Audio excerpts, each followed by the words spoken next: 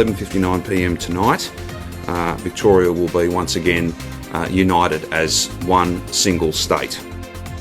Tonight, Daniel Andrews announces more easing of restrictions across Victoria, including removing travel limits within the state, reopening gyms and cinemas, and allowing greater numbers inside hospitality venues. Full details coming up shortly.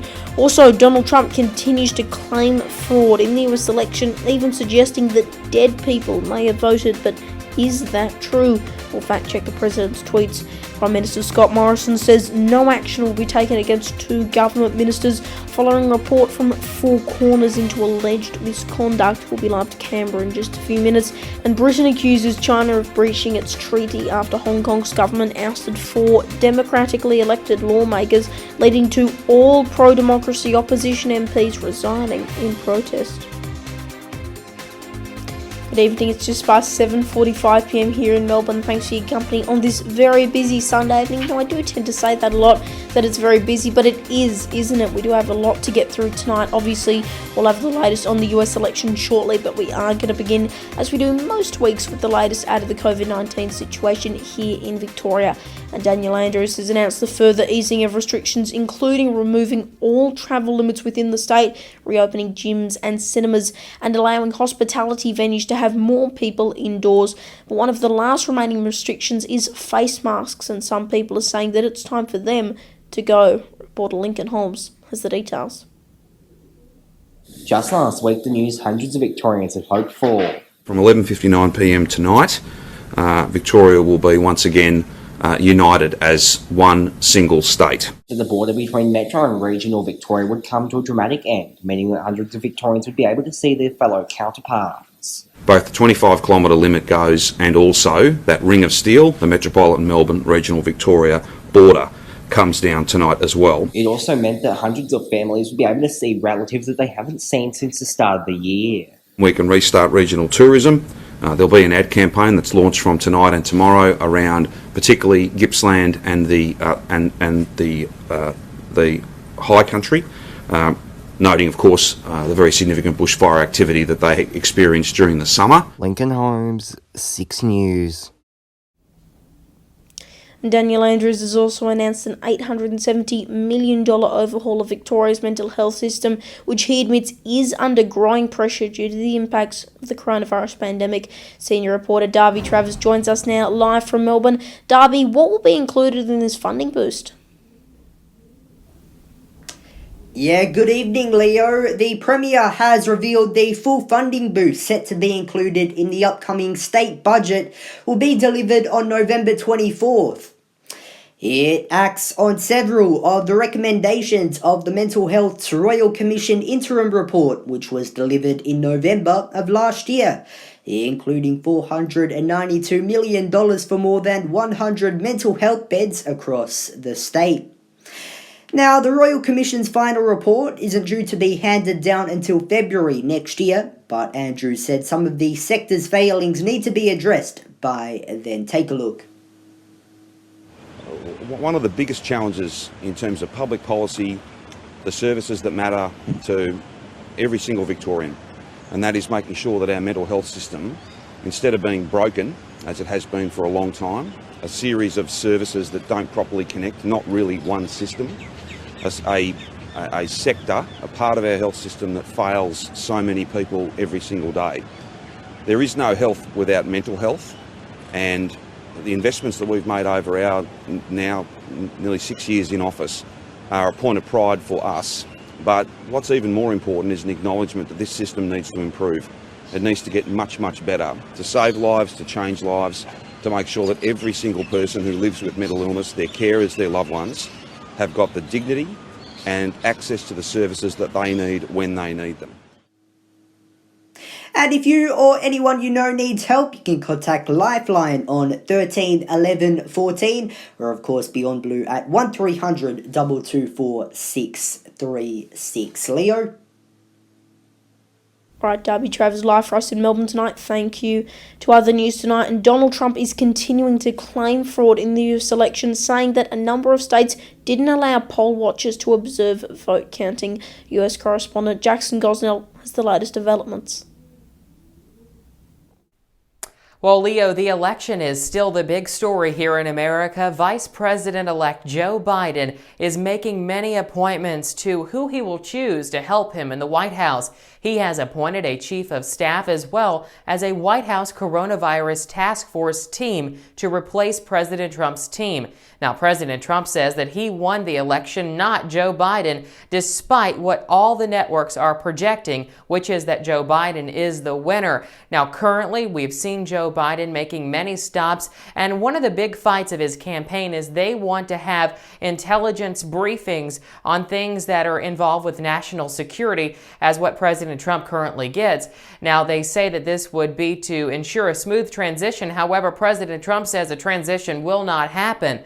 President Trump has not been seen in public in several days. He did go on Veterans Day to Arlington, Virginia. However, we are told that he has not given a public speech in several days. He is expected, though, to speak from the Rose Garden coming up soon. So we, of course, will follow that and give you the latest on his remarks. Again, the election results have not been certified, but all of the networks are projecting Vice President Biden to be the winner, who will become the 46th President of the United States. I'm reporting in the U.S. for 6 News. I'm Jackson Gosnell. Back to you.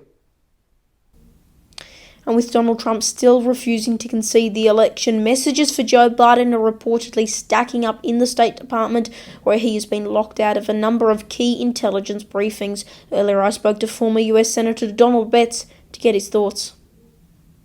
The truth of the matter is, President-elect Joe Biden has been chosen by the people, and that's the end of it. He will be inaugurated on January 20th. It's just going to take some time for the president to contend with that notion. The people have spoken. More people have come out to vote than ever before in this election period. And because of COVID, many people decided to vote by mail-in ballot, which I think it's a great thing. Right here in Australia, we have a process where you can vote by mail, you can vote in person, and I just voted in person for the council, by mail for the council elections. So there are processes in the United States, there are processes here in Australia, and those processes should be respected, and the president should concede. I mean, you know, it's like asking the Lakers to give up the championship because the baskets were illegal. These were legal ballots. They were cast in good faith, and people stood in lines, and they took the time out to vote. And that part of our democracy should be honored and respected for years to come. There we go, that was former US Senator Donald Betts speaking to me earlier. Now, a number of Donald Trump's closest supporters are continuing to say that dead people may have cast votes in the US election, but we want to fact check that. Now, while election experts do say that this occasionally happens, it is exceedingly rare and would likely not affect the outcome even in a close race. Some states do have a default year of birth that they entered for registrations that lacked a year of birth on the old paper forms when voter registration was moved from paper to computer. We've also seen a number of images showing the birth date in the state of Pennsylvania as the 1st of January 1800, that date being used for confidentiality reasons of the registered voters, such as if they're victims of domestic violence, according to a state website. And there are also occasions when people cast their votes and then die, including from COVID-19.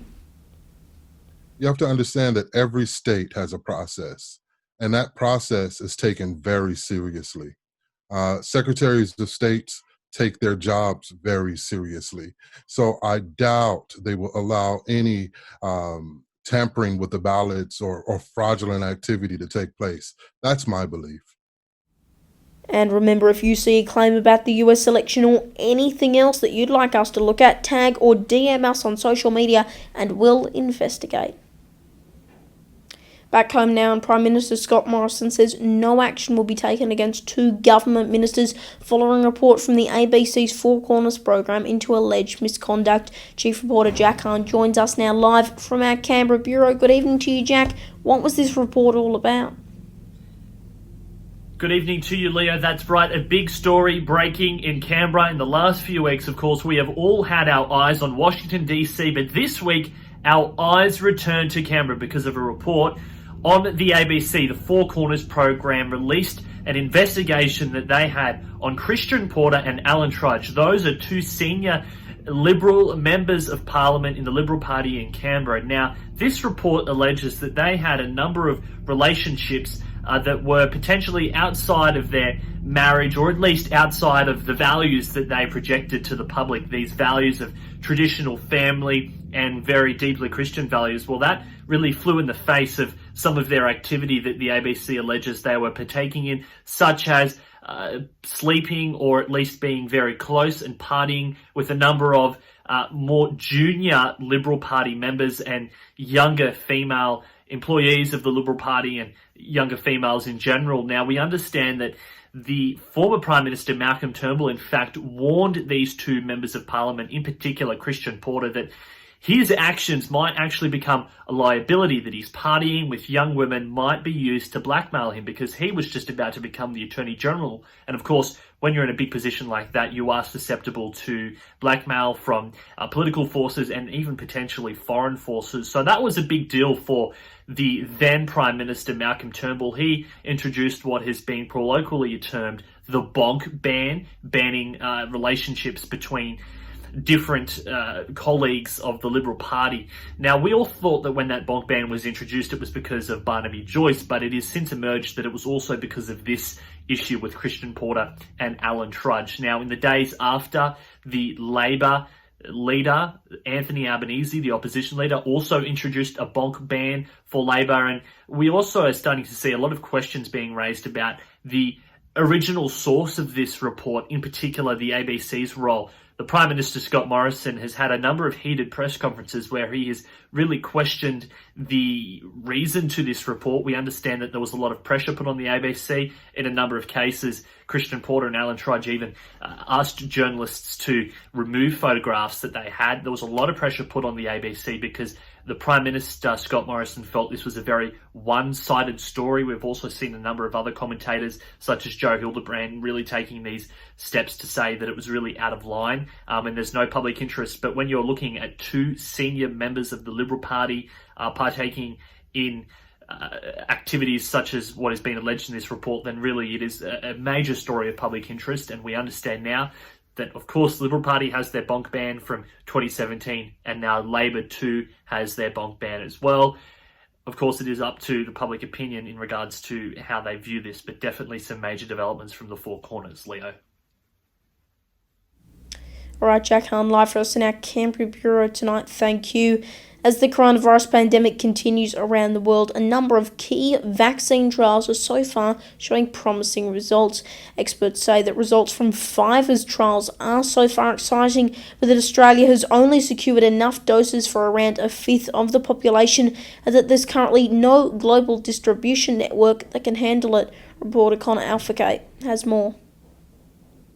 For months, it's been hailed as the way out, a panacea to this pandemic. Now, a COVID vaccine could be just months away, with a national vaccination policy approved by National Cabinet on Friday. It's another sign that together as a country we are working to prepare ourselves to be able to disseminate and administer those vaccines all around the country when they're ready. 11 vaccines have reached stage 3 clinical trials, which involves large-scale testing.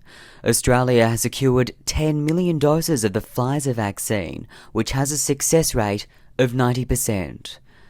A further 33 million doses will come from Oxford AstraZeneca.